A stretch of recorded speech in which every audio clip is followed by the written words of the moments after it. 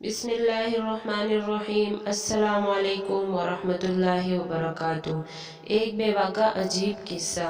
अगर बेवा बच्चों की तरबियत के खातिर दूसरा निकाह ना करे तो बाकी पूरी ज़िंदगी इसको गाजी बनकर ज़िंदगी गुजारने का सवाब दिया जाता है। एक वाक़या सुनिए। हज़रत हसन बसरी रहमतुल्लाह ताला का दौर है। आपकी एक शागिर्दा जो बाकायदा आपका दर्स सुनने के लिए आया करती थी। इसका एक बेटा था, खावंद का अच्छा कारोबार था।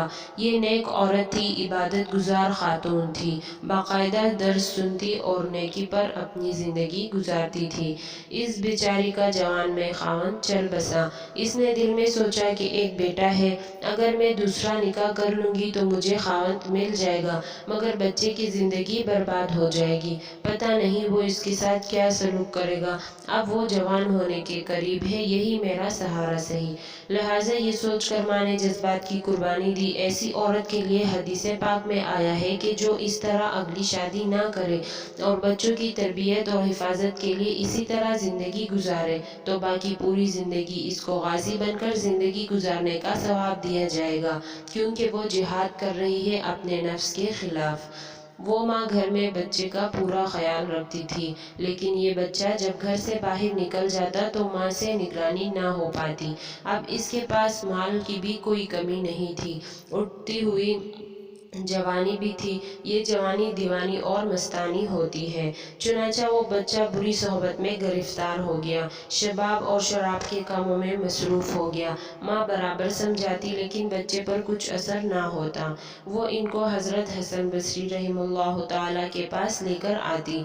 हज़रत भी इसको कई कई घंटे समझाते, लेकिन इसका नेकी की तरफ ध्यान ही नहीं था। कभी कभी माँ से मिलने आता, माँ फिर भी समझाती, फिर इसको हज़रत के पास ले जाती। हज़रत भी समझाते, दुआएं भी करते, मगर इसके कान पर जूं नहीं रेंगती। हत्ता कि हज़रत के दिल में ये बात आई कि शायद अब इसका दिल पत्थर बन गया है, मोहर लग गई है। माँ तो बहरहाल माँ होती है, दुनिया में माँ ही तो है जो अच्छों से भी प्यार करती है, बुरों से भी प्यार करती है।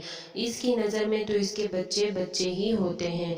माँ तो इनको नहीं छोड़ सकती। बाप भी कह देता है कि घर से निकल जाओ, इसको धक्का दो, मगर माँ कभी नहीं कहती। इसके दिल में अल्लाह ने मोहब्बत रखी है।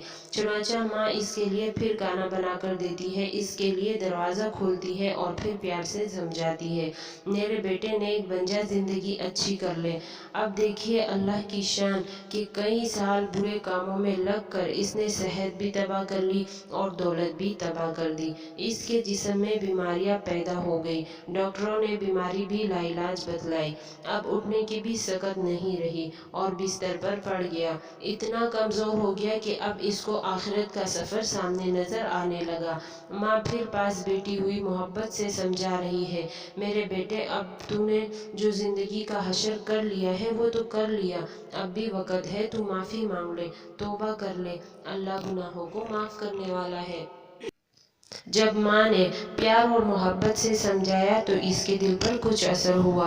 कहने लगा कि माँ मैं कैसे तौबा करूँ, मैंने बहुत बड़े बड़े गुनाह किए हैं। माँ ने कहा बेटा हज़रत से पूछ लेते हैं। कहा अम्मी मैं चल कर नहीं जा सकता, आप उठाकर लेके जा नहीं सकती तो मैं कैसे इन तक पहुँचूँ। अम्मी आप ऐसा करें कि आप खुद ही हसन बसरी रहमतुल्लाह ताला के पास जाएं और हज़रत को बुलाकर ले आए। माँ ने कहा ठीक है बेटा, मैं हज़रत के पास सजाती हूँ। बच्चे ने कहा कि अम्मी अगर आपके आने तक मैं दुनिया से रुखसत हो जाऊँ तो अम्मी हसन बसरी रहमतुल्लाह से कहना कि मेरे जनाजे की नमाज वही पढ़ाएं। चुनाचा माँ हज़रत हसन बसरी रहमतुल्लाह ताला के पास गई। हज़रत खाने से फारिग हुए थे और थके हुए थे और दर्स भी देना था, इसलिए वो थोड़ा आराम करना चाहते थे, आराम के लिए लेटे। माँ ने दरवाज़ा खटखटाया, पूछा कौन। अर्ज़ किया हज़रत मैं आपकी शागिर्दा हूँ, मेरा बच्चा अब आखिरी हालत में है, वो तौबा करना चाहता है, लिहाजा आप घर तशरीफ़ ले चले और मेरे बच्चे को तौबा करा दे। हज़रत ने सोचा कि अब फिर वो इसको धोखा दे रहा है, फिर वो इसका वक्त ज़ाया करेगा और अपना भी ज़ाया करेगा वक्त और मेरा भी। सालों गुजर गए, अब तो कोई बात असर ना कर सकी। अब क्या करेगी। कहने लगा मैं अपना वक्त क्यों ज़ाया करूँ, मैं नहीं आता।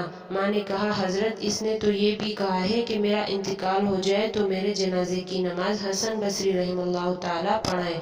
حضرت نے کہا میں اس کی جنازے کی نماز نہیں پڑھاؤں گا، اس نے تو کبھی نماز ہی نہیں پڑھی۔ اب وہ شاگردہ تھی، چپ کر کے اٹھی، مغموم دل سے ایک طرف بیٹھا بیمار، دوسری طرف سے حضرت کا انکار۔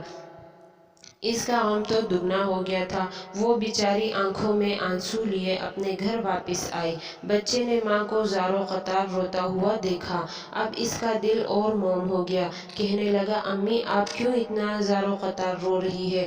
ماں نے کہا بیٹا ایک تیری یہ حالت ہے اور دوسری طرف حضرت نے تیرے پاس آنے سے انکار کر دیا، تو اتنا برا کیوں ہے کہ وہ تیرے جنازے کی نماز بھی پڑھانا نہیں چاہتے۔ اب یہ بات بچے نے سنی تو اس کے دل پر چوٹ لگی، اس کے دل پر صدمہ ہوا۔ کہنے لگا امی مجھے مشکل سے سانسیں آ رہی ہے، ایسا نہ ہو میری سانس اکھڑنے والی ہو، لہٰذا میری ایک وصیت سن لیجیے۔ ماں نے پوچھا بیٹا وہ کیا؟ عجیب کہا امی میری وصیت یہ ہے کہ جب میری جان نکل جائے تو سب سے پہلے اپنا دوپٹہ میرے گلے میں ڈالنا، میری لاش کو کتے کی طرح صحن میں گھسیٹنا، جس طرح مرے ہوئے کتے کی لاش گھسیٹی جاتی ہے۔ ماں نے پوچھا بیٹا وہ کیوں؟